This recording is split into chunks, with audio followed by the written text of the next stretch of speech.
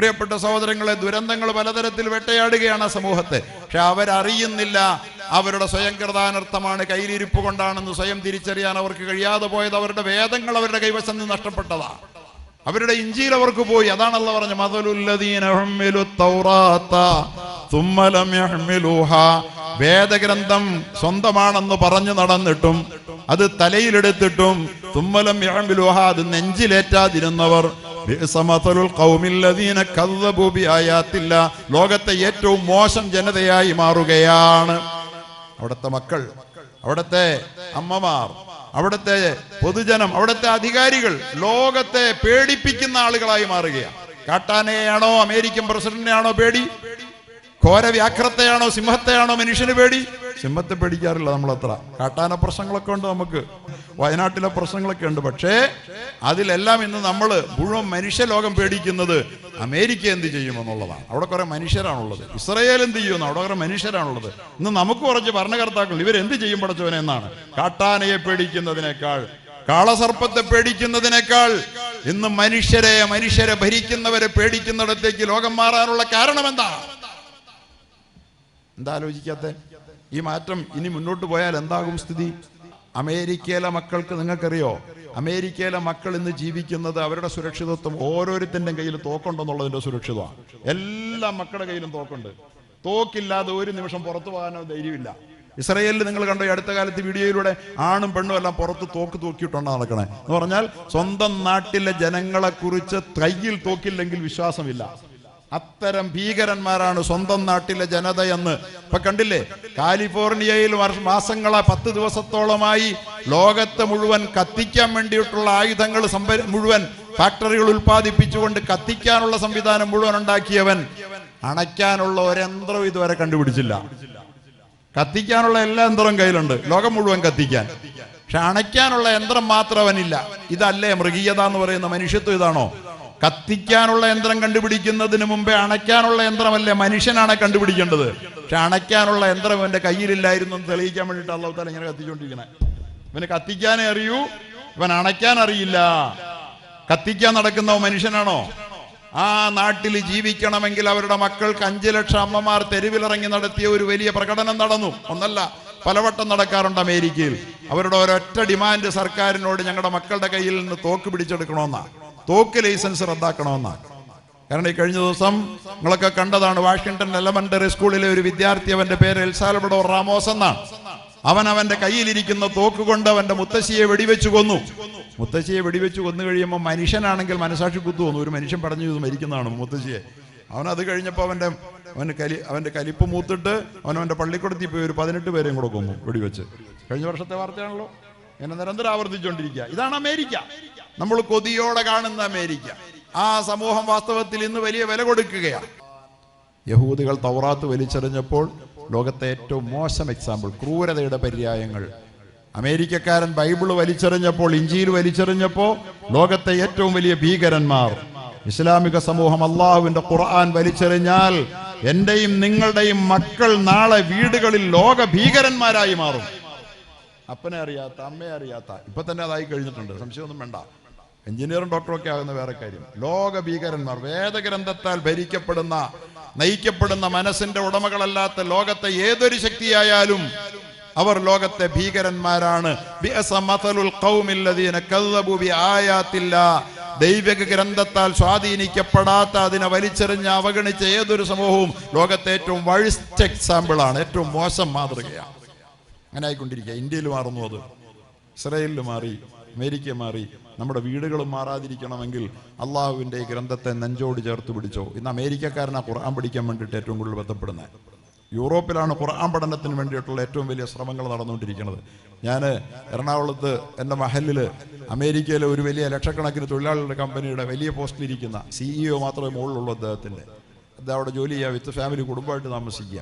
മകനെ ഹിഫ്ള് പഠിപ്പിക്കാൻ വേണ്ടി അദ്ദേഹം ടെക്സാസിൽ നിന്ന് അദ്ദേഹം കാലിഫോർണിയയിലേക്ക് അദ്ദേഹം ജീവിതം തന്നെ, അദ്ദേഹത്തിൻ്റെ വീട് തന്നെ പറിച്ചു നട്ടു. അവിടെ അദ്ദേഹം, ആ മകൻ ഹാഫിളായി. അവിടുത്തെ എപ്പിക് മസ്ജിദിൽ എന്നിട്ട് അവൻ ഇമാമായി നിന്നു. ആ പയ്യന് ഞങ്ങളുടെ നാട്ടിൽ വെച്ചൊരു സ്വീകരണം കൊടുത്തു.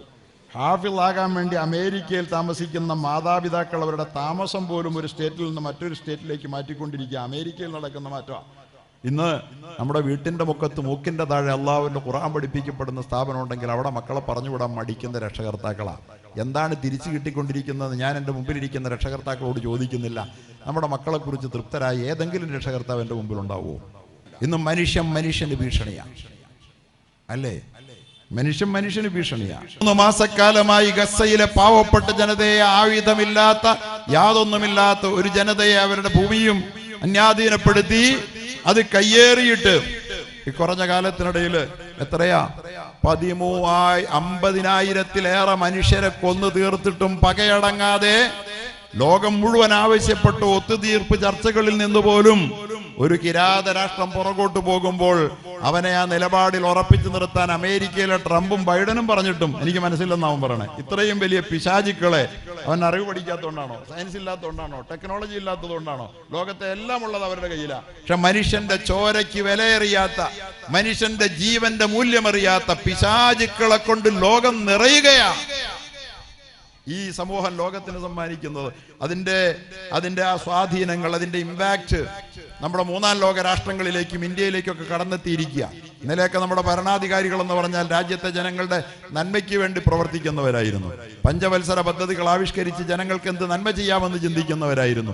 ഇന്നുള്ള ജനങ്ങളെ തമ്മിലടിപ്പിച്ച് എങ്ങനെ കലാപം കൂട്ടി രക്തച്ചാലുകൾ സൃഷ്ടിച്ച് അധികാര കസേര ഉറപ്പിക്കാം എന്ന് ചിന്തിക്കുന്ന സാമ്രാജ്യത്വ ശക്തികൾ കേവല ഭൗതിക വിദ്യാഭ്യാസം, ആറ്റമിക് എനർജിയുടെ അനന്തമായ സാധ്യതകളെ പഠിച്ചറിഞ്ഞ് ആറ്റത്തെ പിളർന്നിട്ട് അതിൽ നിന്ന് ആദ്യമായി ആറ്റം ബോംബുണ്ടാക്കി ഹിരോഷിമയിലും നാഗസാക്കിയിലും കൊണ്ടുപോയി അത് വലിച്ചെറിഞ്ഞിട്ട് ഏതാനും ചില മണിക്കൂറുകൾ കൊണ്ട് 3 ലക്ഷം പേരെ യമപുരിക്ക് അയച്ച കാലന്മാർ ലോകം ഭരിക്കും കാലം, അല്ലേ? അവരുടെ സംസ്കാരം ഇസ്രയേലിലൂടെ കടന്നു വന്നപ്പോ നമ്മൾ കാണുന്ന ദുരന്തം. അവർ രണ്ടുപേരുമായി കൈകോർത്ത ഭരണകർത്താക്കൾ ഇന്ത്യയിൽ വന്നപ്പോ നമ്മുടെ രാജ്യത്ത് ഇന്ന് വരെ കണ്ടിട്ടും കേട്ടിട്ടുമില്ലാത്ത ദുരന്തകാലം നമ്മുടെ രാജ്യം അനുഭവിക്കുകയാണ്. അതുകൊണ്ട് ഇതൊക്കെ നമ്മുടെ സമൂഹത്തെ വല്ലാതെ സ്വാധീനിച്ച് മനുഷ്യത്വം ചോർന്നുപോയി. മനുഷ്യൻ സ്നേഹം കൊണ്ട് ഈ ലോകത്ത് മനുഷ്യൻ എന്ന് പറഞ്ഞാൽ ഇണങ്ങുന്നവനാവും.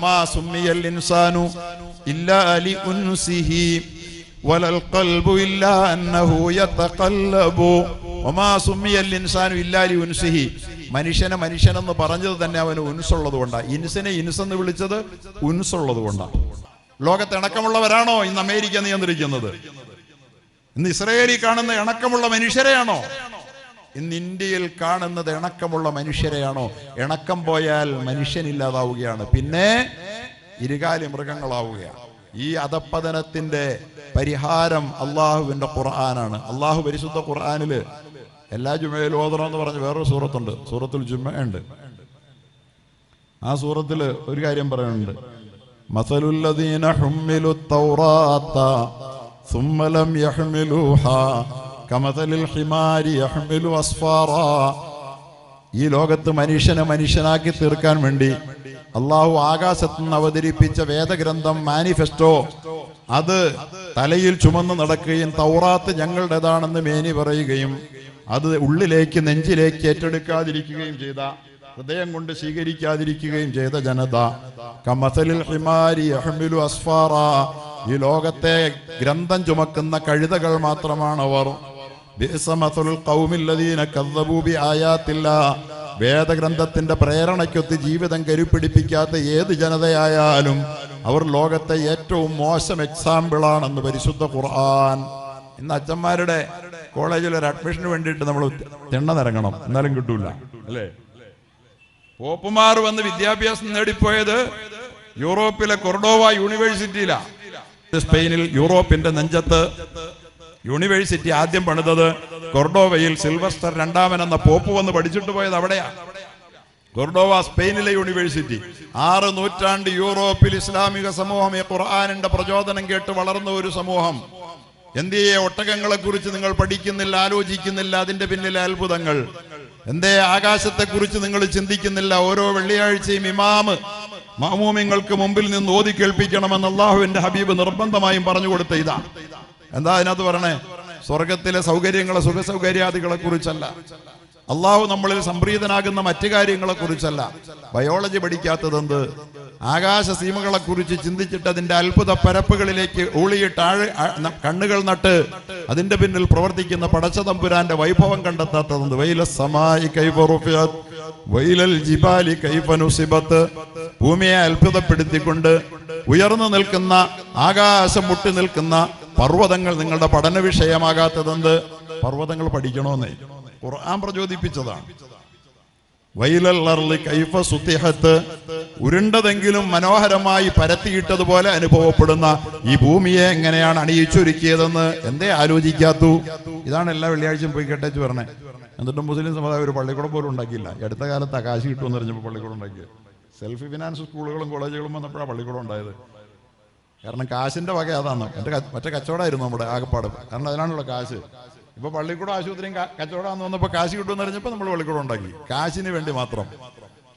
ഈ ആയത്ത് എത്ര കാലം കേട്ടതാ?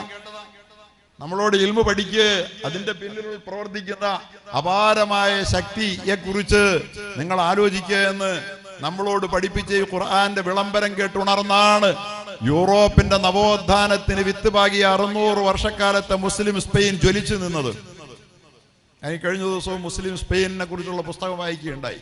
വാസ്തവത്തിൽ അത്ഭുതം കൊണ്ട് നമ്മളെല്ലാവരും അമ്പരന്ന് പോകും. അത്രയും വലിയ അത്ഭുതം ഖുർആനാണ് അവർക്ക് നൽകിയത്. എന്തുകൊണ്ട് യൂറോപ്പിന് ഇത്ര വലിയ നവോത്ഥാനം ഉണ്ടായെന്ന പഠനം എത്തിച്ചേരുന്നത് അതിനു മുമ്പ് 600 കൊല്ലം അവിടെ മുസ്ലിമീങ്ങൾ ഭരിച്ചു എന്നുള്ളതാണ്. ഇത്രയും വലിയ അറിവിലേക്ക് അവരെ കൈപിടിച്ചാനയിക്കാൻ 6-ാം നൂറ്റാണ്ടിന്റെ അള്ളാഹുവിന്റെ പ്രവാചകന്റെ കാലത്തിന് 1-2 നൂറ്റാണ്ടുകൾക്കിപ്പുറം യൂറോപ്പിന്റെ നെഞ്ചകത്ത് ഇത്രയും വലിയ വിസ്മയങ്ങൾ മുസ്ലിമീങ്ങൾക്ക് സൃഷ്ടിക്കാൻ കഴിഞ്ഞതിന്റെ പ്രേരണാശക്തി എന്തായിരുന്നു? അതിന്റെ പേരാണ് ഖുർആൻ. അതാണ് ഇവിടെ പഠിപ്പിക്കപ്പെടുന്നത്. പക്ഷേ ഖുർആൻ പഠിച്ചിട്ട് താക്കോല് കയ്യിൽ വാങ്ങിയിട്ട് ഏത് പഠനത്തിന്റെയും വിശാലതകളിലേക്ക് കടന്നു പോകാൻ കഴിയുന്ന വിധത്തിൽ അവന്റെ ചിന്തയെ തട്ടി ഉണർത്തിയിട്ട് അവന്റെ ഓർമ്മകളുടെ അറകളെ തുറന്നിട്ടിട്ട് എല്ലാം പഠിച്ച് അവനത് കൊണ്ടുപോയി പരണത്ത് വെച്ചിട്ട് പിന്നെ പഠനം തുടരാൻ താല്പര്യപ്പെടുന്നില്ലെങ്കിൽ, അല്ലെങ്കിൽ കേവലം പണം വർദ്ധിപ്പിക്കാനും അതുപോലെ തന്നെ വലിയ സുഖസൗകര്യാദികൾ പെരുപ്പിക്കാനും മനുഷ്യനെ മനുഷ്യനാക്കി തീർക്കാൻ ആവാത്ത മൃഗതുല്യനാക്കി അധപ്പതിപ്പിക്കുന്ന ഡോക്ടർമാരും എഞ്ചിനീയർമാരും മാത്രമായി മാറാൻ, എല്ലാ ഡോക്ടറും എങ്ങനെയാന്നല്ല ഞാൻ പറയുന്നത്, ദൈവബോധമില്ലാത്ത ഉള്ളിലെ മനുഷ്യത്വത്തെ തട്ടി ഉണർത്താത്ത താൻ പഠിച്ച അറിവുകളിലൂടെ കടന്നു പോകുമ്പോ ആ അറിവുകൾ ബയോളജി ആകട്ടെ, ഫിസിക്സ് ആകട്ടെ, ബോട്ടണി ആകട്ടെ, സുവോളജി ആകട്ടെ, അതുപോലെ തന്നെ മറ്റെന്തെല്ലാം ശാസ്ത്രമായിക്കൊള്ളട്ടെ, ഭൂമി ശാസ്ത്രമാകട്ടെ, എല്ലാ ശാസ്ത്രങ്ങളും പഠിക്കുമ്പോ അതിന്റെ പിന്നിലെ അത്ഭുതങ്ങൾ കണ്ട് ഞെട്ടിത്തെരിച്ചു നിൽക്കുകയും ആരാണ് ഇതിന്റെ പിന്നിൽ പ്രവർത്തിക്കുന്ന അജയ പ്രഭാവൻ എന്ന് ആലോചിക്കുകയും ചെയ്യുന്ന ഒരു ചിന്ത ചൂടുപിടിച്ച ഒരു സമൂഹത്തെ ഈ ലോകത്തിൽ ഉൽപ്പാദിപ്പിച്ചാൽ അവൻ ഈ ലോകത്തൊരിക്കലും മനുഷ്യകുലത്തെ യഥാർത്ഥത്തിൽ മനുഷ്യകുലത്തിന് അവന് ഭീഷണിയാകാൻ കഴിയില്ല. ലോകം ഇന്ന് നിങ്ങളെപ്പോലുള്ള പരിശുദ്ധമായ ഖുർആൻ പഠിച്ചവരുടെ പാരായണത്തിന് വേണ്ടി കാതോർക്കുന്നുണ്ട്. പരിശുദ്ധമായ ഖുർആൻ പഠിച്ച നല്ലൊരു കാര്യയുടെ പാരായണത്തിന് ലോകം കാതോർക്കുന്നുണ്ട്. അതോടൊപ്പം തന്നെ അത് പഠിച്ച പണ്ഡിതന്മാരുടെ ഖുർആൻ പണ്ഡിതന്മാരുടെ ഉപദേശങ്ങൾക്ക്, അവരുടെ പ്രഭാഷണങ്ങൾക്ക് ലോകം കാതോർക്കുന്നുണ്ട്. ഖുർആൻ ആധാരമാക്കി ബേസ് ചെയ്ത് ലോകത്തിന്റെ സമസ്യകളെ നിർദ്ധാരണം ചെയ്യാൻ കഴിയുന്ന പണ്ഡിതന്മാർക്ക് വേണ്ടിയിട്ട് മലയാള മണ്ണ് മാത്രമല്ല, ഭാരതം മാത്രമല്ല, നമ്മുടെ ഏഷ്യൻ മേഖലകൾ മാത്രമല്ല, യൂറോപ്പും അമേരിക്കയും എന്ന് വല്ലാതെ കൊതിയോടെ കാത്തിരിപ്പുണ്ട്. അവരൊക്കെ ഖുർആനിന്റെ അറിവുകളെ ഇന്ന് സാഗൂതം ശ്രവിക്കുകയാണ്. അതുകൊണ്ട് ഇവിടെ മഹത്തായ ഒരു ഹിഫ്ളിന്റെ സ്ഥാപനം ഇവിടെ തുടക്കം കുറിക്കപ്പെട്ടു. അതിന്ന് ധാരാളം വിദ്യാർത്ഥികളെ ഹാഫിളിങ്ങളെ ഉൽപ്പാദിപ്പിച്ച് അതിന്റെ വളർച്ചയുടെ വഴികളിൽ മുന്നേറിക്കൊണ്ടിരിക്കുകയാണ്. പക്ഷെ ഞാൻ വളരെ കൃത്യമായി പറയുന്നു, ഈ മക്കൾ നമുക്ക് നാളുകളിൽ അഭിമാനമായി മാറണമെങ്കിൽ, ഈ സമൂഹത്തെ മനുഷ്യത്വത്തിന്റെ വഴിത്താരയിലൂടെ കൈപിടിച്ച് ആനയിക്കുന്നവരായി ഇവർ പരിവർത്തനപ്പെടണമെങ്കിൽ മനുഷ്യത്വം വളർത്തുന്നവരാകണം. നമ്മളൊരു കാര്യം മനസ്സിലാക്കേണ്ടത്, നമ്മൾ ഓരോരുത്തരും ഈ അറിവുകൾ ആർജിച്ചില്ലെങ്കിൽ നമ്മളെല്ലാവരും മൃഗങ്ങളെക്കാൾ താഴെയാണ് നമ്മുടെ നിലവാരം. മൃഗം നമ്മളെക്കാൾ എത്രയോ മേലെയാണ്. നിങ്ങൾക്കറിയാമോ, നമ്മുടെ സാധാരണ നമുക്കറിയാം, നമ്മുടെ ഒരു ഒരു ഒരു താറാവിന്റെ ഒരു കുഞ്ഞ്, ഒരു ഉപമയ്ക്ക് ഞാൻ പറയുക, ഒരു കഴുതയുടെ കുട്ടി ഒരു മനുഷ്യന്റെ കുഞ്ഞിനെ ഒരു കുളക്കടവിൽ കൊണ്ടുപോയി നിർത്തുക. താറാവിന്റെ കുഞ്ഞിനെ, ഒരു കഴുതയുടെ കുട്ടിയെ, ഒരു മനുഷ്യന്റെ 2 വയസ്സായ ഒരു കുട്ടിയെ കൊണ്ടുപോയി ഒരു കുളക്കടവിൽ നിർത്തുക. എന്താ സംഭവിക്കാന്ന് നിങ്ങൾക്ക് അറിയാവോ?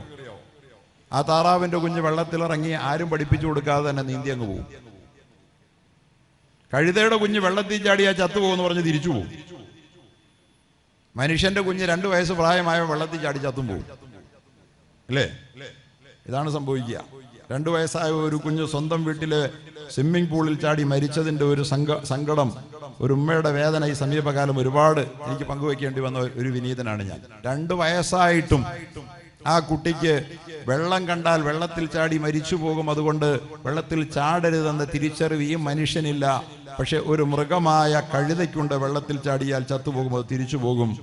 അത് താറാവിനെ സംബന്ധിച്ചിടത്തോളം വെള്ളത്തിലിറങ്ങി നീന്തിപ്പോകും. ഇത്രയേ ഉള്ളൂ മനുഷ്യൻ. പഠിച്ചില്ലെങ്കിൽ, അറിവ് നേടാത്ത ഒരു മനുഷ്യൻ മൃഗങ്ങളെക്കാൾ അധപ്പതിച്ചവനാണ്, താഴെയാ. ഈ മനുഷ്യനാണ് അറിവ് ആർജിച്ചുകൊണ്ട് ഈ ലോകത്തെ വെട്ടിപ്പിടിക്കുന്നത്, ലോകത്ത് അത്ഭുതങ്ങൾ സൃഷ്ടിക്കുന്നത്. അതുകൊണ്ടാണ് അള്ളാഹു പറഞ്ഞത്, ഈ ലോകത്തിന്റെ നാഥനായി, ഈ രാജ്യത്തിന്റെ പ്രതിപുരുഷനായി അള്ളാഹു സുബ്ഹാനഹു വ തആല മനുഷ്യനെ സൃഷ്ടിച്ചപ്പോ, ആദമിനെ സൃഷ്ടിച്ചപ്പോൾ അള്ളാഹു സുബ്ഹാനഹു വ തആല മലക്കുകളെക്കാൾ കൂടുതൽ അവർക്ക് മഹത്വം നൽകാൻ കാരണം, മലക്കുകൾക്ക് ഉള്ള ലോകം ഭരിക്കാനേ അറിയാവുള്ളൂ. മലക്കുകൾക്ക് ഉള്ളത് ഭരിക്കാനേ അറിയാവുള്ളൂ, പുതിയതൊന്നും ഉൽപ്പാദിപ്പിക്കാൻ അവർക്ക് കഴിയില്ല. അത്ര അറിവ് അള്ളാഹു തആല മലക്കുകൾക്ക് കൊടുത്തുള്ളൂ. നിലവിലുള്ള ഡിപ്പോസിറ്റ് ആയ അറിവ് അവര് ഉപയോഗിക്കും. പക്ഷേ അറിവ് കൊണ്ട് വളരാൻ ഈ ലോകത്ത് അള്ളാഹു മനുഷ്യന് സിദ്ധി വെച്ചു എന്ന് തുടക്കത്തിൽ അല്ലാഹു പറഞ്ഞു. വഅല്ലമ ആദമൽ അസ്മാഅ കുല്ലഹാ വഅല്ലമ ആദമൽ അസ്മാഅ കുല്ലഹാ ثم عرضهم على الملائكة فقال أنبئوني بأسماء هؤلاء إن كنتم صادقين قالوا سبحانك لا علم لنا إلا ما علمتنا إنك أنت العزيز الحكيم. വിശുദ്ധ ഖുർആന്റെ തുടക്കത്തിൽ മനുഷ്യന്റെ സൃഷ്ടിപ്പുമായി ബന്ധപ്പെട്ട്, മലക്കുകളൊക്കെ ബന്ധപ്പെട്ട് മനോഹരമായ ഒരു ചർച്ച നടത്തുന്നുണ്ട്. നമ്മളൊക്കെ ഒരുപാട് ഓതിയിട്ടും പറഞ്ഞിട്ടുള്ള എന്താ അള്ളാഹു പറയണത്?